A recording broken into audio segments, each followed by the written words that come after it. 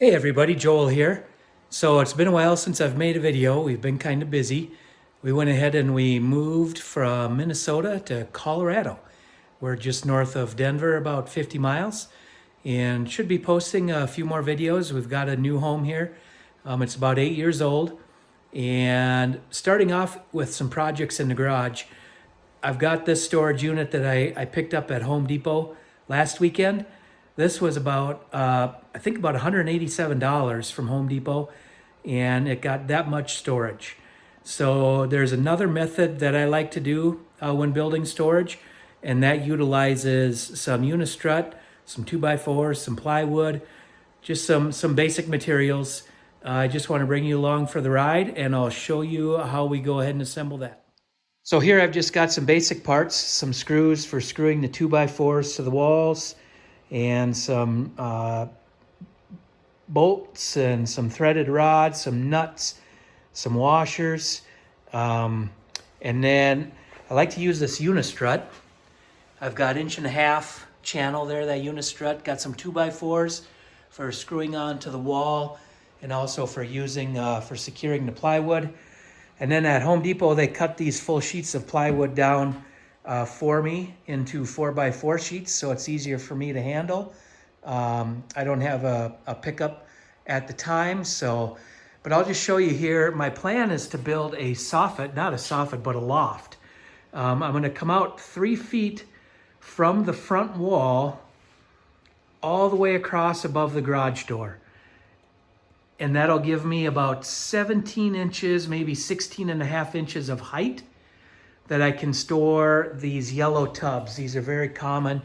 You guys have probably got them and used them. They're going to store really nice up on that loft. So I'll go all the way across. I'll use the threaded rod to come down out of the ceiling and hang my channel, that unistrut. I'll hang that strut right along 2 10-foot sections. I'll cut out a little bit for the garage door, so I'll have a little bit of space there. I might build a little shorter shelf up there, but I'll have a full 9 feet on this side and a full 9 feet on this side. And what I do to secure it up into the attic is I just use a 2x4 sleeper right across the truss. Here I have access into the attic, so I can just climb up there and lay a 2x4 across and then hang that all thread or the threaded rod right from there to secure my channel. And I'll do that 3 times per side, spaced about 3 feet apart.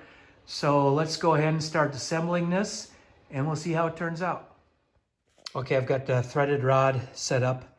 I've got them measured. I'm going to drop, this is the top that will rest up on the 2x4, and then that will go through the drywall and hang the strut from at the bottom.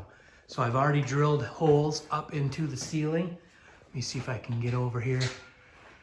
So there we've got 1, 2, 3 holes, and the same on the other side. And then I've prepped the 2x4s. This garage is a mess. I need this shelving. I've prepped these 2x4s. I took measurements from the closest truss to the hole, and I marked them where they need to go. So, and then the center one, I was able to span 2 trusses. That worked out really well. I just had this treated wood laying around. It's some spare stuff that I hauled down from Minnesota. So I want to get it used up here. I cut these pieces at 31, just so they're surely to go across the truss. And then this one, of course, is going to span a couple of trusses for that center. So I'll go ahead and get ready, and I'll climb up and I'll drop these threaded rods through, and then I'll get a piece of strut hanging up there. Okay, up here in the attic, I've got one of the 2x4s laying across a truss, and I've got my all thread measured out, and I'll just go ahead, pop this in here, and drop it right through. Hopefully it's going to work with the slope of the roof the way it is. Let's this back here a little bit. There we go. Okay. I'll get that. I'm trying to watch what I'm doing through the camera here. That's not working so good. There we go. Okay, so now that will sit.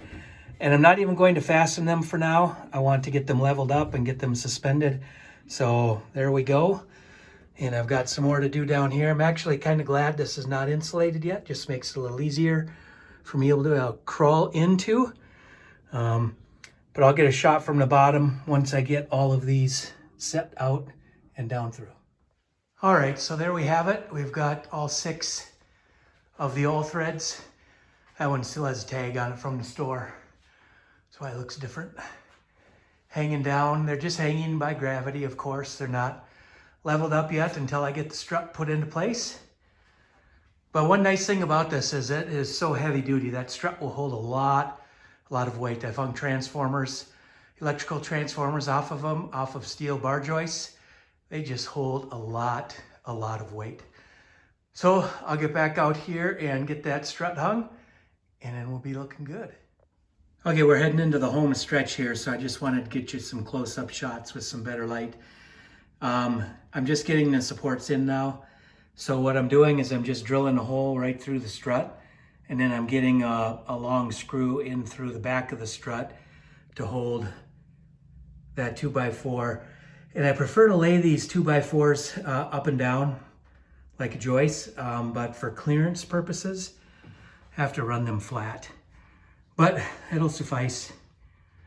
So I'm just getting these stretchers in, and I've got room for a little shelf up here where we jog for the garage door rail. And then over on the other side, I've got the plywood on, screwed down, everything's tight, ready to go. And I've got some bins obviously up there. So just a little bit more of a close-up look at how versatile this stuff is. I've also used it to build bigger shelves on the side walls of a garage and come out, say about a foot or 14 inches off of a side wall, and then hang the all thread down 6, maybe even 7 feet from the ceiling. And then you can ladder up as much of this strut as you want to and make a bunch of shelves. And the reason I really like this too on the side walls, or anywhere for that matter, is you don't have the supports going all the way to the garage floor.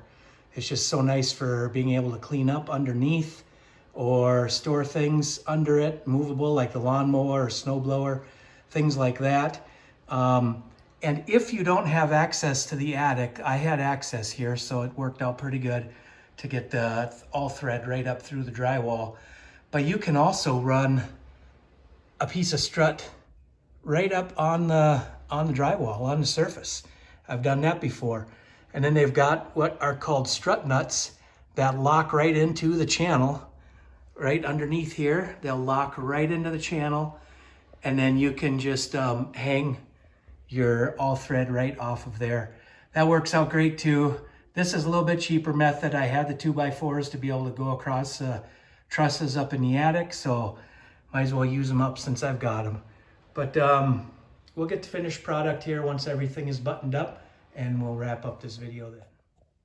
Well, here we have it all wrapped up. Everything's been tightened up, the screws have been put in, and it's not 100% loaded, but I'm getting there. So possibly the next little project might be a side mount garage door opener, which would be kind of nice. I'm thinking I could stick it on the end of the jack shaft over there. Then I could get rid of this monstrosity hanging out here in the middle of the garage, but we'll see about that maybe next time. Otherwise, thanks for watching the video. If you hung out till the end here, hit like and subscribe, share with your friends. Just a really good storage idea, very simple, very easy, and can be done in just a couple of days on a weekend. Thanks for watching.